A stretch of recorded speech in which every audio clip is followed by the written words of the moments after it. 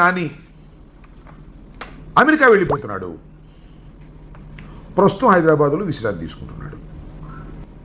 ఆయన మీద అనేకమైన కేసులు ఉన్నాయి కాబట్టి ఎప్పుడైతే ఆ కేసులు ఆయన చుట్టుముడతాయి అనేటువంటి ఉద్దేశంతో కొడాలి నాని గారు వెళ్ళిపోతున్నారు అంటే ఒక విధంగా ఆ మాట రాయలేదు. కానీ చంద్రబాబు నాయుడు గారి దెబ్బకి, రెడ్ బుక్ దెబ్బకి, లోకేష్ దెబ్బకి భయపడి అమెరికా పారిపోతున్నాడు హో అనేటువంటి అర్థం గోచరించే విధంగా ఈ వార్త రాశారు.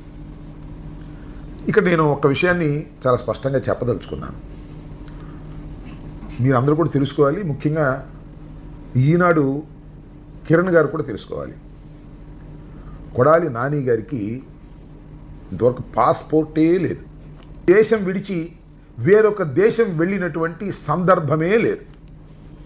మరి పాస్పోర్ట్ లేకోకుండా ఆధార్ కార్డు మీదే మరి అమెరికా ఎలవ్ చేస్తారో నాకు తెలియదు. నీ కోపం ఉంటే ఉండొచ్చు.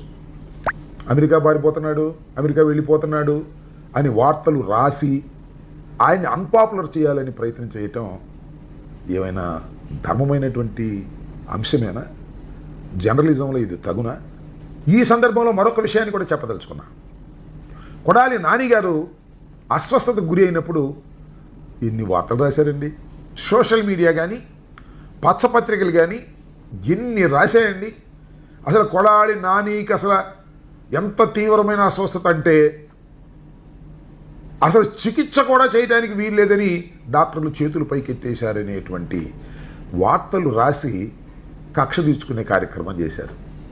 అప్పుడు నేను చాలా స్పష్టంగా చెప్పా, ఆయన ముంబై వెళ్తున్నారు, పాండా దగ్గర ఆపరేషన్ చేయించుకుంటున్నారు, సురక్షితంగా ఆయన మళ్ళీ తిరిగి వస్తాడు, రాజకీయాల్లో పాల్గొంటాడు, అద్భుతమైనటువంటి ఫ్యూచర్ ఆయనకు ఉంది అని నేను చాలా స్పష్టంగా చెప్పినటువంటి విషయాన్ని కూడా ఇప్పుడు గుర్తు చేస్తున్నాను.